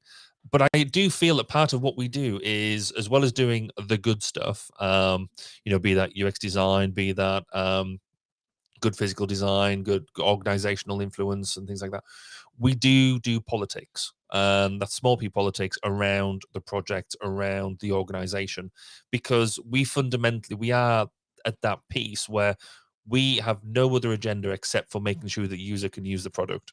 And we perhaps don't necessarily realize that actually maybe software engineers or other engineers or other parts of the project, their actual influence isn't necessarily the same as ours. We think it's really obvious that the main thing you want to do is to make a product that's usable. But actually, some of the software engineers are wanting to make sure that the software is safe as it possibly can be. And we constantly believe that, or sort of certainly safety critical software engineers can believe that actually the user is the worst thing. We want to not let them anywhere near, or give them as little control as possible, because actually in some domains you're taught that the only way, that the safest way the system can be is to have no user interaction at all, because the user is the cause of all pain. So we've got to have a balance there. But I do feel the pain of, yes, these excuses that people come up with, particularly, we already know what the user needs. We don't need to ask them. It's fine because we know, or I know how to do it best. And it shames me to say, but I see that coming from some HF designers as well. So I do see that coming from within our own profession as well as without of it. So I do sympathise with that one. But I see it's part of the job. We just keep on. We don't call it fighting the good fight for nothing. Yeah, I'm of a similar mind to you. I think it's hopefully there will be a day when UX does not have to advocate for themselves. Hopefully they'll just get it. And I feel like there's slowly a turn on that, to where we do have that seat at the table more and more. Maybe not as often as we'd like, but it's getting to that point where people are really starting to see the value in what we do. And so I don't know, keep pushing through it. You're right. There's a difference between hostility and friendly sort of tension, where there's competing objectives, where our objective is to make something usable and easy for somebody to do. And somebody else, like you said, security might be, don't give them access to this, make it safe. Somebody else might have, like a developer might have do this in the most efficient way possible from a code perspective, but that might also run into some issues for what's possible in the UI. And so you have that competing perspective too.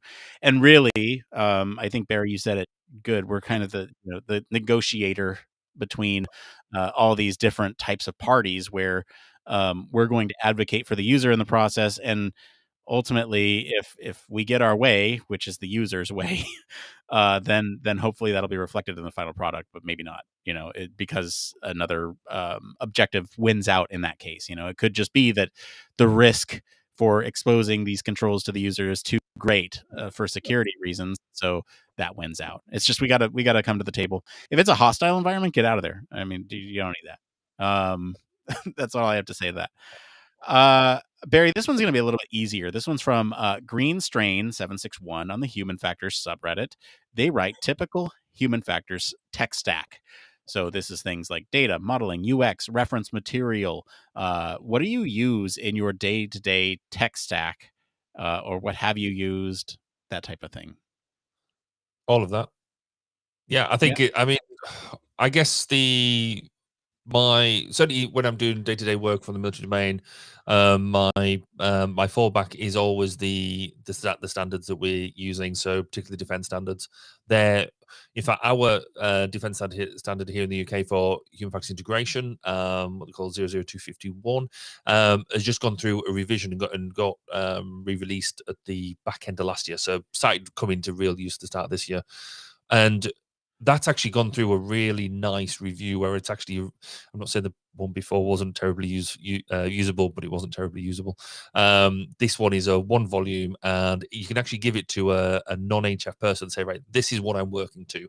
And this is what I'm requiring out of everybody. And it's really quite, the team that's done this has made it really quite digestible and focused, which I really like. In terms of everything else, there is. I haven't said it depends so far this session, so that this is good. Wow. Tends basically what we're doing, but pull out everything from past experience to current data. Where's the user data that you're playing with? What engagement with your users? That type of thing always takes priority for me. The live, the closer the data to the target, what I'm trying to do takes priority over ancient data that hasn't been around. It just kind of depends. I think I don't think I have a typical stack that I would go to as such, but I do have a more of a generic stack, I think. But it's fundamentally, I always try and base my stuff in the standards and use them as the guide, because everyone else does, and therefore delivering that common view. You're not giving anybody any surprises in terms of what to expect and when. Yeah. There's so I'm going to approach this from two different perspectives. So there's like the things that we use from a human factors perspective, which I think, it will largely depend, there I go, on the domain in which you're, grounded in. So you can go with industry standards, you can go with a bunch of other things. I'm going to tackle this from a different perspective, like the tools that we use every day, like a true tech stack. For communication, things like Slack, or in our lab we use Discord, but that's not industry. There's Microsoft Teams, Microsoft Suite. That's something that you use. And so when we talk about things like data, Google Sheets or Microsoft Excel, right? Those are the types of things in which we're storing data in, because those are the things that are available to us at most places. When you look at modeling, that will also depend on what type of problem you're looking at. There's different tools for different industries, and so can't speak to every industry, but there's people have built spreadsheets that have models in them, and if you're already using Google Sheets and Excel, then why not do KLM in Excel. In terms of UX, there's a bunch of different tools out there. There's not really any standard tool for design. You might have the big ones, Figma, XD, but in terms of UX, there's a bunch of tools out there, and it really depends on which one's going to fit your purpose the best. I know some people who do everything in-house and don't really do external tools. It's just going to depend. Reference material, again, same thing. So it depends. That's it. I would say that actually, just on the because we started to mess around with Figma, which I find quite interesting, but PowerPoint is such an underrated tool. It really is. For doing UX design, and for particularly being able to send stuff out to stakeholders, because most people have access to either PowerPoint or PowerPoint Viewer, and it's just brilliant. People who are way better interface or more UX designers that I sort of engage with, they're like, "What do you mean you're not using that? How can you use PowerPoint to do it?" It's like, well, it does the job. I do have a soft spot for it. I will go to my grave saying that PowerPoint is the best design tool ever created, because of the ubiquity. Because of the ubiquity, it really is. All right. There's one more. Down them. People have clicked off already. All right, well, let's see here. One more here. What do you guys look for in a company before joining? This is by Kavatsale. Probably Good said try. that wrong. User experience subreddit. At this point, it's getting frustrating to me. I quit 5 days ago because it was a horrible experience. The company was so development focused. They didn't care about design. I am in the initial phase of my career, and I feel like I'm making the same mistakes again and again. I want to work with a company that understands and values design. Sorry, I don't do this often, but I'm laughing at the question. Sorry. I want to work with a company that understands and values design. How do you guys decide to work for a company? Like, what are the things that you all look for in a company? What are must-haves? Please help. Barry, what do you look for in a company? People. Absolutely people. It's got to be, hasn't it? Here in the UK, I think the HF world is brilliant because it's such a small domain in the grand scheme of things, and we've sort of said this before. Even like worldwide, it's a relatively small domain, but in the UK, I sort of preach this whole 1 degree of freedom. I might not directly know, I definitely don't know everybody in the HF domain. I don't know everybody in the HF defense domain, because even though that's my primary domain. But we all generally know one person within it, so you've always got that 1 degree of freedom. Equally, what I quite like about, and one of the things that really attracts me with the human factors piece, is that nobody is really truly awful, and the people who are generally don't last very long.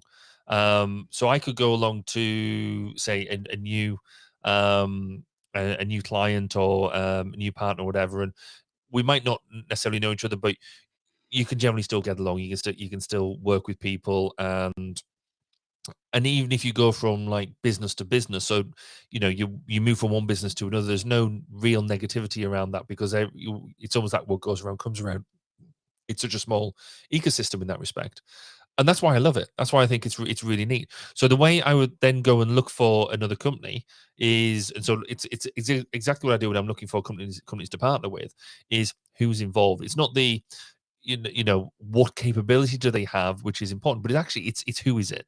And there's some really good people in some the small, medium, and large companies that you can go to and say, I'm not come to talk to you as the company, but I'm come to talk to you, Bob or Mary or whoever. I'm looking to do this. Do we want to work together? Do we, or is it worth me coming to work with you? And so that primary focus has got to be go and talk to the people who are working there. If they say it's great, chances are they're telling the truth, especially if they're still there. If they leave 5 minutes later, then they're clearly not. But the go and do that. If they generally, most people will front up and tell you if it's actually not worth, if it's not going to work for you, because fundamentally it's not in their interest to get you along if they're not going to work together well. So look at the people. If the people give you the ick feeling, then don't do it. Money helps. Yeah. But not as, make sure the money's right, but the people are the most important. Yeah, I was gonna say salary, work-life balance, and the third point I had, which is kind of along the lines of people, is eagerness to learn and collaborate.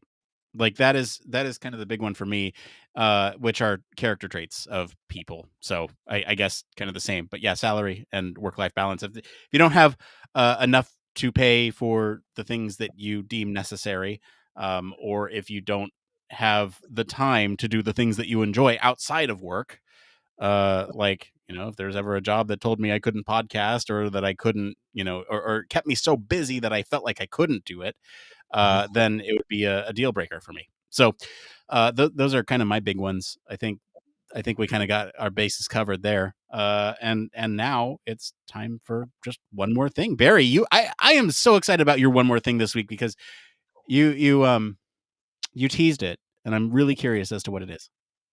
So I had an interview today, or a discussion, a workshop, if you will, around marketing, because we are doing some work around, my company.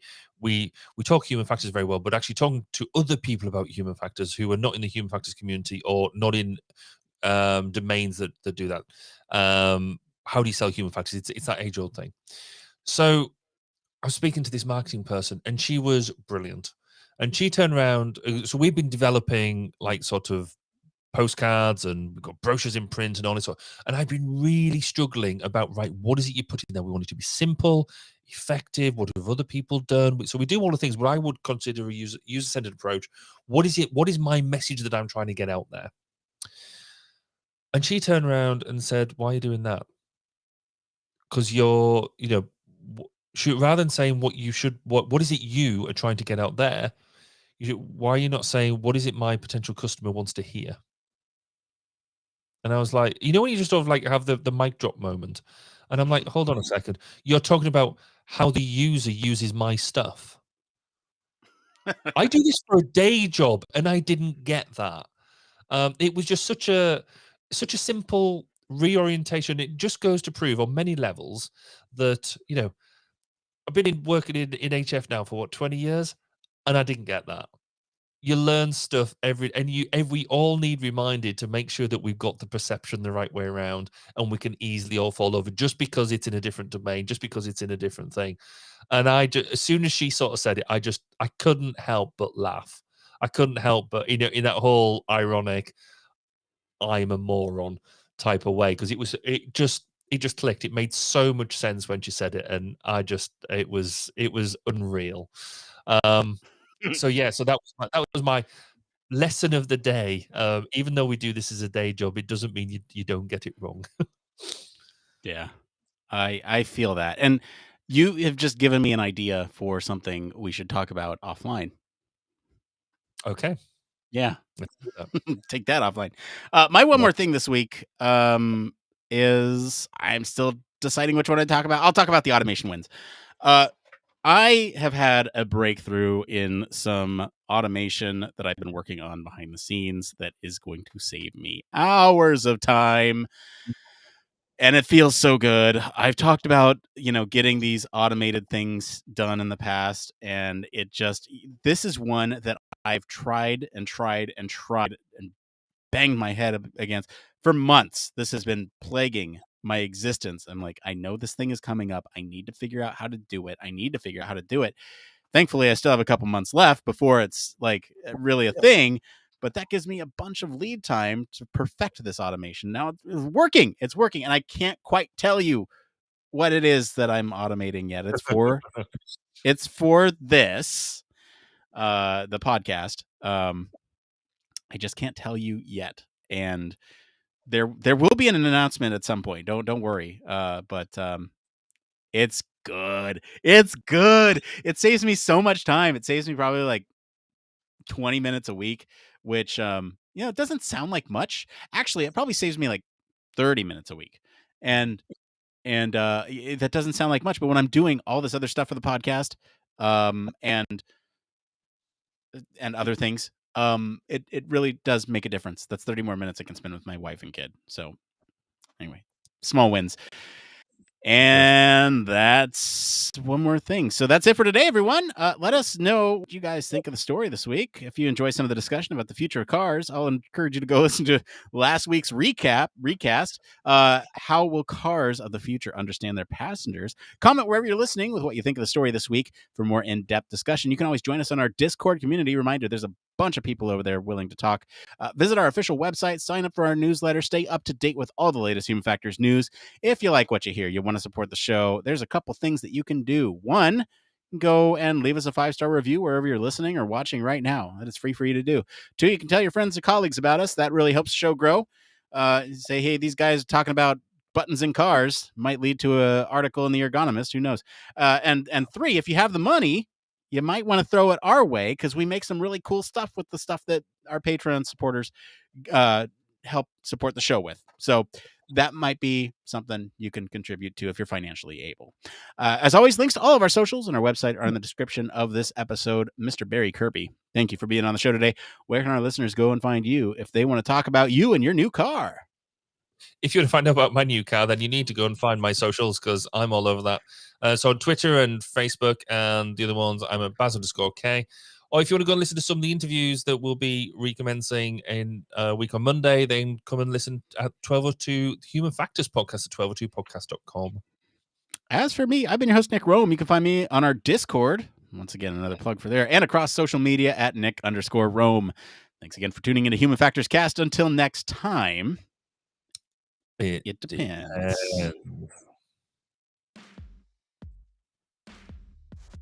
I think like the longest we've sat and recorded a show. Crikey, I didn't realize what time it was. Wow. Yeah. Oh, I don't know. That was an adventure. Yeah, it was. I mean, aside from the bit where you left in the middle, I think we're okay for most of it. I should probably stop recording the local copy just in case. I was going to say, as soon as we hit go, it sort of went inside to going choppy, and then I was noticing my signal bars going down to amber and then lower, and I was like, oh, crikey, what's happening now? What is going on? And then it was, obviously, we were both buffering and all that sort of stuff, so I don't know what it is today, but I don't think it's the Austin system. I think it was something to do with Restream itself. Yeah, I never got. You were choppy, but never unintelligible. So okay, I think you're good. Was I ever unintelligible? Yes, that's why I was sort of mentioning you need to get the bit. So unfortunately, you're gonna have to. Certainly, the first half, I think you're probably gonna have to recut in. So all that time, I'm pleased you made up that 2.5 hours a month on automation because you might need it. Yeah, no kidding. That's a bummer. But, I don't know why. But what a good topic. Yeah, it was great. That was really quite cool. And there was still so much I wanted to cover as well. It was just like, because you get some of these things that you pull into. So I did hit it at one point when I was like, when you're halfway through talking, I was like, I forgot my point. I forgot what it is I'm trying to say. But rest. That's when yeah. that's when that happens to me. I often go, okay, Barry was bringing up some points earlier. What was he talking about? Okay, and then oh yeah, and to your point earlier, Barry, this is and that's where Yes. I try to like loop it back into the conversation. Yes. Conversational We're tactic. getting quite skilled at that. But no, it was cool. No, enjoyed it. It was but yeah, so hopefully this week I will I want to try and do some mini videos of the different bits of the car that are good, bad, and indifferent, and maybe like try and link them into so when you put some of the stuff out, so some of the elements that we talked about, see if I can try and get some video of it to Ooh. do it. And I don't know whether I can make that work, but we can certainly try. Because it's just like some of the simple things, like when you go on, like, because I tried to go and change a radio station at the same time as I was going over a speed bump, and ended up switching the aircon off. And if you're hovering, and then you hit the speed bump, it'll go down wherever you're hovering at. The other bit we didn't get into, but is actually the positioning and orientation of the big screen. Yeah, because it's right in the center, and therefore everybody's got access to it. And so I was trying to change. I wanted to change something. I wanted to put this is the coolest thing about this car. So it's got 3 different modes, as I mentioned, right? But it's because it's a Mustang, so it's a Ford Mustang, and the 3 modes it's got. Yeah, and it is. I'm quite a fan. I quite like Mustangs anyway. But so the first mode you get is Whisper mode, which is it's just gently quiet. It does its thing, and that's fine. And it's more for the more risk averse driver, shall we say? Uh-huh. Then you've got active mode, which it describes as probably the standard driving mode, quite good fun, but also quite stable and all that sort of stuff. And then you've got is it Unleashed mode? Anyway, basically this Unleashed mode, that basically the most exhilarating fun you will ever have. And it does, you basically with each, and it changes. If you go into this mode, then it changes the display to have some effectively go faster stripes on it, and it changes all the ambient lighting from pink to red, and it's just so much fun. And you sort of sit there and you go, and I'm almost convinced that actually there's no difference between all 3 modes. It just changes the interfaces, so it gives you a bit more of adrenaline rush. But probably makes it a bit lower, and the suspension a bit stiffer, and the steering a bit more reactive, and the interface is a cooler color. But yeah, that is quite cool. I mean, imagine like having one of your buddies get in the car and just driving along. You're ready to see some serious shit. You press the button. Well, to be fair, we did that today. So some of the guys at the office, they're like, "That's your new car in the car park, isn't it?" I was like, "Yes, it is." They're like, "I was like, do you want to go down and look at it?" And they're like, "That's what we were going to ask." And so we went down, and once we got the thing with because that was when we found out the screen problem, but we found out we could reset that. That was cool. And we were like, okay. I was like, so we go for a spin around the car park, so around the stadium where we work. And I was like, we could go in normal mode, or do you want to try out some of the other modes? They're like, well, what do you mean? I said, so I brought up the screen. I was like, are you up for a bit of Unleashed? And they were like, oh, yeah, unleash it.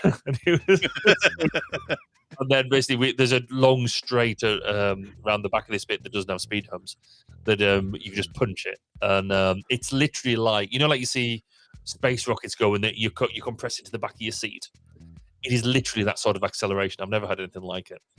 It is enormously good fun to drive. Well, because it's electric, and so that acceleration is really powerful because it's got all that torque. It's got all that torque. There is no gear, so you literally just punch it. You don't have to worry about gear changes or anything like that. Yeah, it's like a go-kart. You just go, and literally 0 to 60s 4 seconds, maybe something like that, and then 60 to 90. Not that I've done 60 to 90 on a public road, but it's very quick. You're there, and that I think that's why we mentioned it, because it doesn't have any sound as such. You've got road noise, it's not like deathly quiet, right, because you've got road noise and stuff like that, but you haven't got engine. No, you normally use that engine noise as a bit of a parameter subliminally in your head, and it's just not there. It's meant to play a bit of engine noise as an ambient noise, but it doesn't really work the same. I was going to ask. I mean, they could put that in artificially to make you feel like. Oh, they do. So you can there is a setting to be playing engine noise in the cabin, and if you're on whisper mode, it's very quiet. If you're on unleashed mode, then it's louder. But I can't say I've truly properly noticed it. But yeah, it's fun. I just like to find excuses now to go and give people lifts places because you can go to. I've only ever had one car before that because normally, I mean, I like driving, I enjoy it, but it's normally it's quite functional. I'm getting from A to B. But probably about 15 years ago, possibly, I got myself a little. This was my first early midlife crisis. I got myself a little 2-seater sports car. And it was tiny. It was. I don't know whether you have smart cars over in the States. I don't think you do. But they're basically Spy Mercedes, but they're really, really tiny. But this was a little roadster version. And literally, the height of the car came up to my waist. But you get in it. It's a little 0.9 liter engine. But it was so low. It was like a little go-kart, and I loved that car. Didn't want to get rid of it ever, and had to. Basically, come to the it would need a major engine rebuild because of its age and stuff. And so my garage had turned around and said, we can't service that anymore. And I was like, oh, but please. And so I had to let that one go. And this is the only car I've had since that I've been like, I really like this and needs to stay. And it's got personality and stuff. And Mustangs aren't small, though. Say again? I said Mustangs aren't small, though. No. And there's something about. So this is the Mustang Mach-E, obviously, which is basically Ford's excuse for turning around and saying we're going to charge a lot of money for this. Put a Mustang pony on it. That'll justify everything, and it kind of does. And it's got the Mustang backlight set on it, which I think is really pretty. But it still doesn't compare to a proper Mustang. I think there's something around the Mustang as a car that just has so much nice things around it. It's probably my joint first favorite car. The other one being a Maserati, but and I've never driven either petrol versions of them. So I just like looking at them. Oh yeah, that's a nice car. Mm-hmm. That's a nice car. Oh, see, now I'm looking at the interface on the inside. Okay, yeah, that's a big screen. It is. It's. I guess it's the Microsoft Surface Pro sort of size. So it is a decent not size. small. But also, if you look at the bottom center, it's got that dial on it, which is just bizarre. It's quite useful. Is it useful? It's a volume control. Yeah, what does that do? Is it volume control? It's volume control, but you've got the volume on your steering wheel anyway, so your passengers can turn it down. But if they dare touch my touchscreen, that's a pain. So yeah, it is. But again, you've got the screen because you've got the screen behind the steering wheel. Then that does what I would sort of classify as your safety critical functions are all done either on that other screen or through proper controls, tactile controls. The stuff on the center screen is more around settings, is around stuff that you know. If things are going wrong, you don't care about, like the radio and your phone and the aircon and stuff like that. But it's also got, so right at the bottom, it's got a strip of, I think, so that's got your aircon on there, but it's also got your seat heating and your steering wheel heating. And because heated steering wheel is apparently an important thing. And I'm like, really? Features. But I've got it. Yeah. So. But then the other cool thing, actually, talk about the whole charging at home thing, because you don't need to charge it every day, and you shouldn't charge, because obviously batteries, you need to manage them in this, that, and the other. But if you have got it plugged in, preconditioning is a revelation. It's the equivalent of you going and starting your car and leaving it to warm up while you have your breakfast. But obviously you shouldn't do that, because you leave your keys in the car, somebody steals it. What I can do is tell the car when I'm going to go and leave. So around 6:30 in the morning is my sort of thing. And And when I get in the car now, it's warm. They've had the aircon running and it's just ready to go. That's brilliant. Without having to unlock the car, or I can even, I think I can lock and unlock the car from the app, which I've never really played with yet. So that's the fun for this weekend. Well, I'm looking forward to hearing about your exploits with your new wheels. Yes, and if you want the keys to the podcast, TikTok, and YouTube and all that stuff, if you want to do some shorts, let me know. Well, if I get some material together, all right, I'll get my people to talk to your people. Cool. All right. Well, hey, that's going to be it for us tonight. Thank you, everyone, for joining us. I've got a lot of editing to do, and Barry's got a lot of sleeping to do, so we're going to be back next week to talk about something. I don't know what yet. It'll all depend on what the patrons and the people want. We are a show for the people, by the people, of the people, the people. Especially the people who pay money. Especially the people who pay us money. It's their show, let's be honest. Anyway, thank you, everyone, for tuning in tonight. Really appreciate your company. Lots of great comments tonight from all over the internet. And like I said, we'll be back next week to talk about some fun stuff. No matter what it is, it'll be fun. I promise. Barry, you have a wonderful week, my friend, and everyone else listening, watching. Thank you, tuning in, and we'll see you next week. Bye, everybody. Bye. Human Factors Cast brings you the best in human factors news, interviews, conference coverage, and overall fun conversations into each and every episode we produce. But we can't do it without you. The Human Factors Cast Network is 100% listener supported. All the funds that go into running the show come from our listeners. Our patrons are our priority, and we want to ensure we're giving back to you for supporting us. Pledges start at just $1 per month and include rewards like access to our weekly Q&As with the hosts, personalized professional reviews, and Human Factors Minute, a Patreon-only weekly podcast where the hosts break down unique, obscure, and interesting human factors topics in just 1 minute. Patreon rewards are always evolving, so stop by patreon.com/humanfactorscast to see what support level may be right for you. Thank you, and remember, it depends.